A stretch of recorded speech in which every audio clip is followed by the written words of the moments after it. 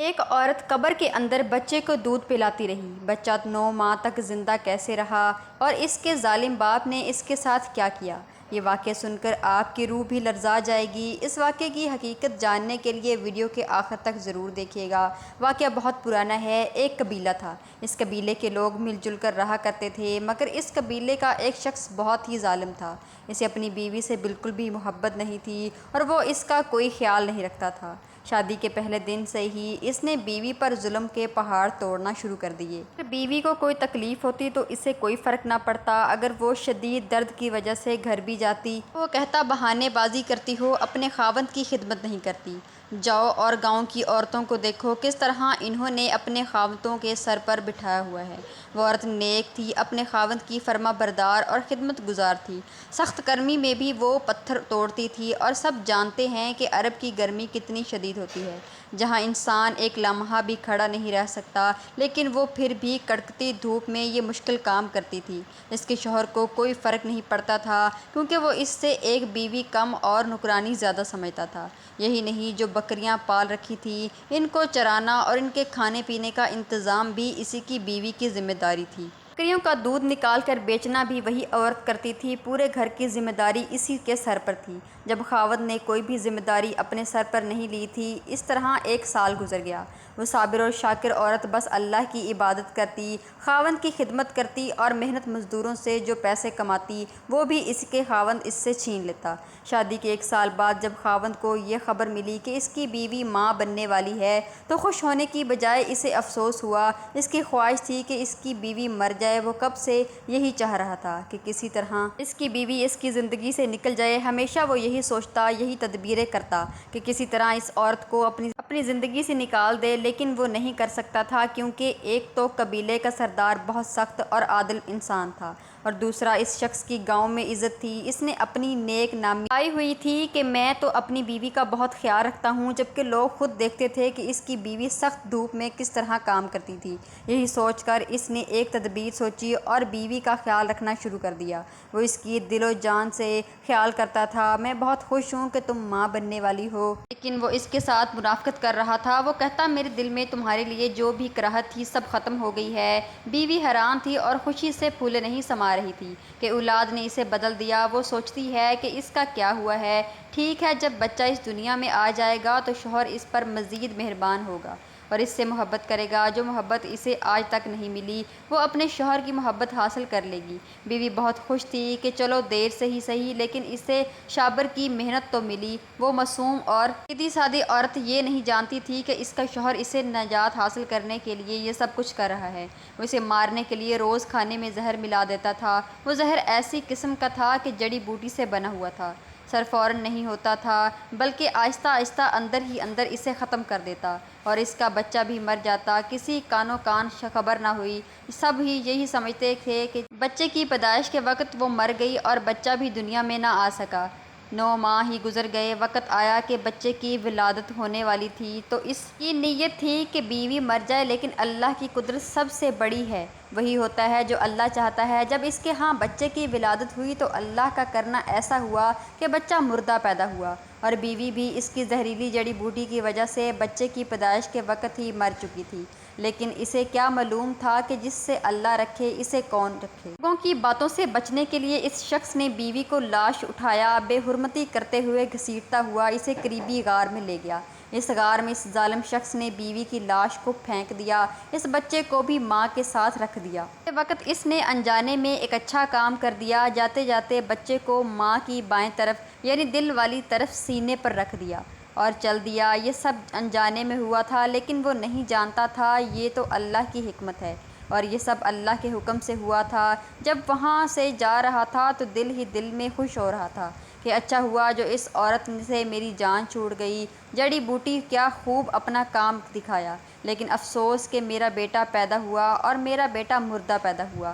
پھر سوچا کہ کوئی بات نہیں، اب میں دوسری شادی کر لوں گا۔ اس بیوی سے میری اولاد پیدا ہو گئی، لیکن وہاں اس نے عورت کی لاش کو چھپا دیا تھا۔ بچے کو بھی مردہ سمجھ کر چھوڑ دیا۔ اسے یہ معلوم نہیں تھا کہ ایک ذات اوپر بیٹھی ہے جو سب کچھ دیکھ رہی ہے۔ وہ جیسے چاہے عزت دے، جسے چاہے ذلت دے۔ یہ تو اسی کی رضا اور حکمت تھی۔ جاتے جاتے اس نے غار کے اوپر پتھر رکھ دیے، ہمیشہ کے لیے غار کو بند کر دیا تاکہ کسی کو پتہ نہ چلے، وہ اپنی جان چھڑا سکے۔ قبیلے کے سردار کو اگر پتہ چلتا تو اس کے لیے بہت ہی مصیبت ہو جاتی۔ وہ بہت ہی عادل اور اچھا انسان تھا، اگر اس کو پتہ چلتا کہ ایک شخص نے اپنی بیوی کو زہر دے کر اس طرح دفن کر دیا ہے تو اس کے لیے مصیبت آ جاتی، لیکن وہ انسان یہ نہیں جانتا تھا اللہ تعالیٰ کی حکمت کے علاوہ کچھ بھی نہیں ہو سکتا۔ وہ اوپر بیٹھا ہر چیز کو دیکھ رہا ہے، وہی سب جانتا ہے، وہی سب سمجھتا ہے، لیکن اس انسان نے اپنا پورا انتظام کر لیا، اپنے بچنے کا انتظام کر لیا، اس کو غار میں پھینک کر اوپر سے پتھروں سے بند کر دیا۔ وہ بدبخت وہاں سے چلا گیا۔ کچھ عرصہ گزرا، اس نے دوسری شادی کر لی اور لوگوں کو یہی بتاتا رہا کہ میری پہلی بیوی مجھے چھوڑ کے چلی گئی، اس لیے میں نے دوسرا نکاح کیا ہے۔ اس طرح 9 مہینے کا عرصہ گزر گیا۔ اس کے خاص دوست، اس آدمی کے دوست وہاں پہ گزر رہے تھے کہ وہاں سے غار جو تھی اس سے پتھر تھوڑے ہٹے ہوئے نظر آ رہے تھے اور ایک سوراخ نظر آ رہا تھا۔ جب انہوں نے پاس جا کے دیکھا تو ایک چھوٹے بچوں کے پاؤں کے نشان تھے۔ وہ وہاں سے ڈر کے بھاگ گئے اور جا کے اپنے دوست کو بتایا کہ جب تم اپنی بیوی کو اور بچے کو دفنا کے آئے تھے غار میں، وہاں پہ اس طرح کا معاملہ ہے۔ لیکن اس آدمی نے یقین نہ کیا۔ انہوں نے بہت سمجھانے کی کوشش کی کہ ہم 3 لوگ تھے، ہم تینوں لوگوں نے اپنی آنکھوں سے دیکھا ہے، ایسی صحرا میں چھوٹے بچے کے پاؤں کیسے نظر آ سکتے ہیں، ضرور کوئی بات ہے، تم جاؤ اور وہاں پہ دیکھ کے آؤ۔ لیکن اس آدمی نے یقین نہ کیا اور اس بات کو ٹال دیا۔ اس طرح کچھ عرصہ گزر گیا۔ وہ ایک محفل میں بیٹھا تھا۔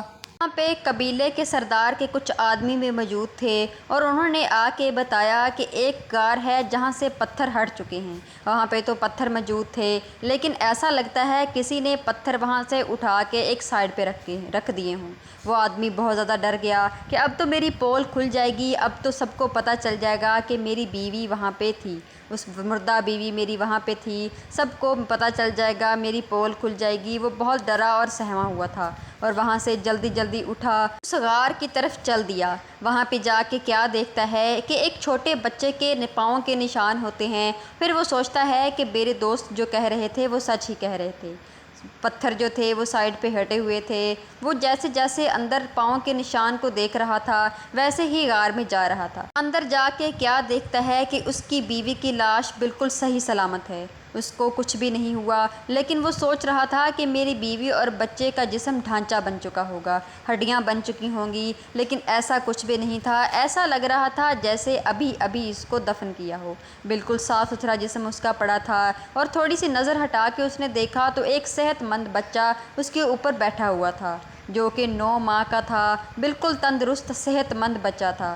وہ سوچنے لگا یہ تو مردہ پیدا ہوا تھا، یہ کیسے ہو سکتا ہے، اس طرح کیسے ہو سکتا ہے۔ وہ بہت ہی حیران ہونے لگا۔ لیکن اللہ تعالیٰ جس کو رزق پہنچائے، اللہ تعالیٰ تو پتھروں میں بھی کیڑوں کو رزق پہنچاتا ہے۔ آدمی وہاں پہ ہی موجود تھا کہ سردار کے کچھ نوکر وہاں پہ آئے اور انہوں نے یہ سارا ماجرا دیکھ لیا۔ وہ اس کو گرفتار کر کے لے گئے سردار کے پاس۔ سارا قصہ سردار کو بتایا گیا تو سردار نے اس کو قتل کروا دیا اور وہ بچہ اور بیوی وہاں سے نکال لیے۔ اس بیوی کا جنازہ پڑھایا گیا، بچہ اس کو دیکھ رہا تھا۔ اس بچے نے مردہ ماں کا 9 ماہ تک دودھ پیا۔ اللہ تعالیٰ اس کو رزق دیتا رہا۔ اللہ تعالیٰ نے اس بچے کو ایک عجیب سا حوصلہ دے دیا تھا۔ وہ اپنی ماں کو سامنے دیکھ رہا تھا، لیکن اپنی ماں سے جدا ہو رہا تھا، لیکن بالکل بھی رویا نہ۔ اس ماں کا نماز جنازہ پڑھایا گیا اور اس کو دفن کر دیا گیا۔ وہ ماں تو جنت میں چلی گئی، لیکن بچے کو سردار اپنے گھر لے گیا۔ سردار کے دل میں بچے کے لیے محبت پیدا ہو گئی، کیونکہ وہ بے اولاد جوڑا تھا، تو انہوں نے اپنے پاس اس بچے کو رکھ لیا۔ اس بچے نے سردار کے گھر ہی پرورش پائی، پھر وہ بڑا ہو کر ایک مضبوط نوجوان سردار بنا۔ اس نے بہت سی جنگیں لڑیں اور امن قائم کیا۔ اللہ تعالیٰ نے اس کے لیے یہی لکھا تھا، جو کچھ نصیب میں لکھا ہوتا ہے وہی ہوتا ہے۔ سازشیں کرنے والے جو مرضی کر لے، لیکن نصیب کا لکھا ہوا کوئی نہیں ٹال سکتا۔ دیکھیے اللہ تعالیٰ نے اس بچے کو کہاں سے رزق دیا اور وہ کیسے زندہ رہا، ایک مردہ ماں کا دودھ پی کے زندہ رہا۔